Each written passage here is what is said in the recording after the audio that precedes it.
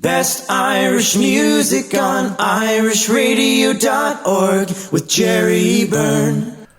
Irish Radio it is, and online now I've got a gentleman of incredible interest. Could help you to sort of get through Christmas, or at least make it better than it sort of normally is. He's a gentleman who hails from Irish parentage. I'm delighted to say hello to a psychotherapist and very, very talented gentleman. This is Noel McDermott. Noel, lovely to speak to you. Thanks, Jerry. It's great to speak to you as well. Yeah. So I was telling you, I travel on my Irish passport these days. Yes, indeed. Both your parents are from Ireland. They are. My mum was from Dublin and my dad from Newbridge. And I remember being there as a child, actually. We moved to Dublin for a short while and then skedaddled back to Birmingham. Okay. And now from there on in, you've made, you made major inroads. I mean, amongst the things that you actually do and things you've tackled issues with children on first days of school, all sorts of stressful, various scenarios. You've tackled them over the years. Yes. Well, I've been around a while, you know. It's a few decades now. I'm not sure I want to admit just how old I am. But I've been in this game a while, and worked in most sectors: children, adults, families, etc. And these days, I'm lucky enough to have a lot of really good therapists who work for me as well, which is the secret to life, isn't it? Getting people to work for you. Indeed. No, you're very much well known indeed in media circles. I mean, you featured on practically all of the major, shall we say, media outlets all throughout the years on things that you've done. Well, I think it's really important to try and get to the public and offer really grounded advice on psychological health and well-being. Coming from me, it's because I'm a regulated professional. The sort of what I talk about is regulated as well, so I have to be, honest and factual with people and follow the evidence base, as we call it, to give people really good advice that they can actually implement in their lives. Indeed. Now, do you find that in more recent times people are much more aware of this facet of mental health, mental health, well-being, and also mental health, shall we say at times illness as well? The people are more open to it and more accepting of it today than they have been in the past. Yeah, without doubt. I mean, we actually have the words for it now. It used to be called all sorts of things in the past. I remember it used to be called, people would say you had a breakdown or they couldn't cope, or et cetera, et cetera. But now, particularly with younger people, I have to say I have a lot of admiration for young people and the way that they're in tune with these issues. I think it's taken my generation a little bit of time to catch up. Indeed, it certainly appears to. When we go into past generations, the sheer, not their fault necessarily, but the sheer lack of knowledge which people had as regards mental well-being was truly astounding. Oh, absolutely. And the sort of coping mechanisms that people had around drink, around avoidance, etc. And sometimes for guys, things like aggression and violence, that dealing with distress in those types of ways, and self-harming, etc. These are very sad things. And it is better now, without a doubt. It's better that we can talk about these things. We still have a bit of a backlash, though. So sometimes you hear criticisms, some people using terms snowflake and things like that, which I find a bit disturbing. And because we still have an issue, for example, that 75% of suicides are men. And one of the reasons why that's true is men still wait until it's very serious. And psychological distress is always best if you catch it early, and then it's less serious. Indeed so. And I must say, yes, this sort of term of snowflake and all the rest of it, sadly, it's sad. I think it possibly in many ways it's used by, shall we say, the lower end of the political scale in order to try and score points. I think so. And I think it's sort of people are just wanting to do, what do they call it, clickbait, get attention to themselves, etc. But there is a groundswell now, and I think of some of the sports personalities, tennis personalities who've been taking time off. The young woman who took time off, who'd won the American Open, so that she could look after her health and well-being, and not obsessively pursue her career, Emma Raducanu. And these are great role models, I think, for people who go, well, my health and well-being, if it goes, it's very difficult to get it back. So I'm really going to treasure it and look after it. Indeed so, and I think for those sports people who have done things like that and take these issues into the out into the open, I think I'm bringing more acceptance to it overall as a major benefit to society. I totally agree with you, and I think it's very courageous. And I remember a long time ago when I worked in the UK National Health Service. We were working in hospitals, and we were encouraging the growth of understandings of well-being and insight into, catching your distress early so it doesn't become chronic or problematic. And we were encouraging a lot of senior managers at that point who'd had psychological distress, anxiety, depression, etc., to open up to their staff teams. And the evidence is that when leaders, whatever field, do these types of things, it encourages everybody else to go, oh, it's okay to talk about this stuff. I thought it was wrong. Oh, it's not. Look, that person that I know, my boss, my hero, they're talking about it. So it must be okay to do this. And it encourages what we call, which is probably the most important lesson to learn in life, what we call help-seeking behavior. If you can identify you've got a problem and ask for help, then you're going to be all right. Indeed. So, now you were coming into what's potentially one of the most stressful times of the year for so many people, and that is Christmas and everything to do with it. Yeah. You must have found over the years that you get quite a lot of people contacting you and saying, "I just can't cope with this time of year." Yeah, well, it's a blessing and a curse, isn't it, at the same time? So there are some disturbing figures associated with the festive season, and I'll roll everything into one because a lot of cultures have celebrations at this time of year, and they're all quite challenging in one way or another. So, and what surprises me is that people seem surprised every year that it arrives. Oh, it's that thing again, as though it moved from last year. So it is what we call a known stressor. And I think one of the things that people may feel is if I admit that it can be challenging, I'm somehow betraying the spirit of Christmas, and I'm sort of maybe sort of predicting doom on myself. Whereas actually, psychologically speaking, if you can accept the fact that it probably is going to be stressful, you can prepare yourself for the stress better. Indeed. And you're more likely to have a better time. Indeed. So, but I mean, one of the things which Christmas sort of takes out, and particularly at the moment with the cost of living crisis, is the financial stresses.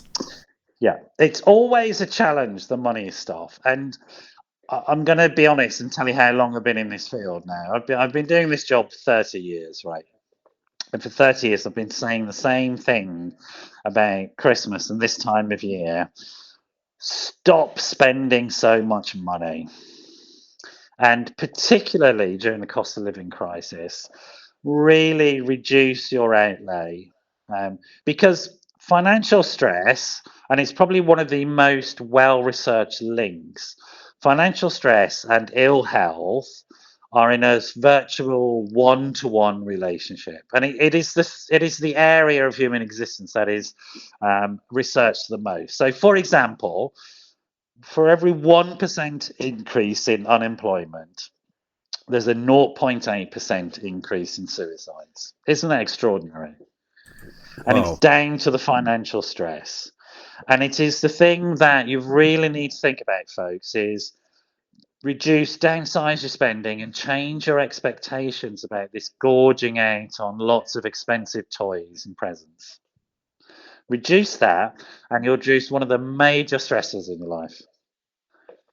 Indeed, indeed. It's sort of for some reason as well. I think the marketing, and especially I'll have to say I've noticed this year that the marketing of shall we say, the big companies, the big supermarkets, etc. I think I haven't seen actually quite as vicious a campaign of buy this and buy that and buy the other as there has been this year. It's been truly phenomenal. It really is in your face. And what I would suggest is, I mean, we've got so many channels of marketing now, from social media to television. Like when I was a kid, there was one television channel, I seem to remember. And now look at all the channels of media and marketing that exist. I would say that you want to think very carefully about what you're allowing into your consciousness. In the same way, I give this advice to people about overindulging, if you like, in unpleasant imagery about disasters and wars and things like that. You really have to be careful about the sort of negative news in the world, because it will have an impact on your mood. And I would say the same about this marketing around, which is encouraging people to spend money that they don't have. Here's the bottom line: money won't make you happy, but poverty will make you unhappy. Indeed. Okay? Indeed, how true it is. And I think it's possibly a case of people not giving in to the situation of, I've got to have this, I've got to have that, I've got to have the other, because for the rest of the year you didn't have this and you managed to survive. Well, I think the core of this time of year, if you think about all cultures that celebrate these midwinter festivals, whatever the festival is, they're all about a festival of our connection to each other. And it's our connection to each other as social groups that historically allowed us to get through winter, which was the time when we didn't have that much food. Okay. And when resources were low, and the way we survived was by banding together and looking after each other. And so we'd get into the biggest house in the local community, and people would contribute what they could contribute to feed everybody and to celebrate everybody. And I see no harm in getting back to those types of traditions, particularly when we've got things like, heating bills are quite a challenge for people still, and they're just about to go up again by the looks of it. And so there's nothing wrong with, say, for example, getting together with a group of families, group of friends, group of neighbours, and maybe sharing a house, cutting costs on other heating bills, and contributing together and having really re-engaging with that spirit of survival, engagement, and working together, and celebrating the fact that our connections between us are what make us special as humans. Indeed. Now, one of the things that you have said is, before Christmas, to sit down and write a list of the potential stressors for you, and a mitigating plan. Yeah, so it's a bit like, when you learn to drive and they say, do your hazard awareness. If you're aware of the hazards, you can navigate around them, right? Rather than just drive straight into them. And so that's what you need to do. And there will be these general stressors that we all have, and then there'll be particular ones to you. And the more aware you are of that full list, then you can plan for things that help you navigate around them, or safely traverse them if you can't go around them. And it may be things like, you've got the uncle or the relative who likes a bit too much drink and can become a little bit stroppy. Well, that's probably going to happen, and it's probably going to happen every year. So why shouldn't you have a plan where you share them around rather than one person just have to deal with them? And then you have a look together as a family. You think, there might come a time when we want to navigate them out the door into their home and stuff like that. And so you can have plans like that.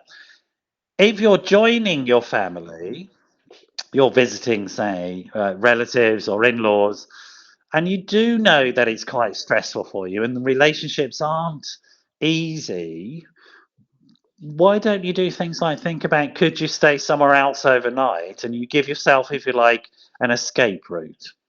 So rather than having to stay in the intense atmosphere all the time, plan to leave at some point and have that boundary up front, with people. Now, maybe it's stressful putting the boundary in place, but it's less stressful than being in the middle of an argument and then having to storm out.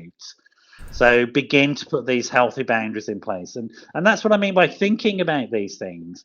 Come up with a plan and then work on them. And it may not happen straight away. That doesn't matter.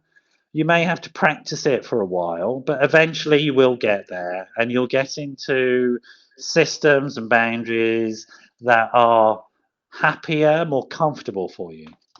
Yes, indeed. It's all about sort of taking back control of the whole situation and managing it for yourself. Yeah, and also it's the metaphor I like to use is this. You know, when you're on a plane and you have that briefing and they say, you know, if the oxygen mask drops down, put it on yourself first, right? And the reason for that is if you haven't got oxygen going into your system, you're going to quickly black out and be of no use to anybody. So using that as a metaphor, what's the oxygen you need over Christmas? Make sure you get it, because you'll be no use to yourself and no use to anybody else. So it's about prioritizing your self-care and your needs. When you do that, when you fill yourself up with oxygen, when you do your self-care, when you do your relaxation, your yoga, your walk, your de-stressing, your decompressing, whatever it is, you're going to function better and be able to contribute more effectively. Whereas if you just allow yourself to get drained and frazzled and out of breath, you're more likely to lose your temper, do something embarrassing, storm out, have an argument, go and hide in the toilet and burst into tears, or whatever it is you do. And so put that oxygen mask on yourself, folks. Indeed, sound advice. And for more details, if you fancy looking up Noel, all you got to do is go on the website mentalhealthworks.net. That's mentalhealthworks.net. It's all there. Noel, that's been absolutely fascinating speaking to you, and sound advice for the stresses over Christmas. Can I wish yourself and everyone involved with you and your family a great Christmas and a bright new year? Lovely to speak to you. And you, mate.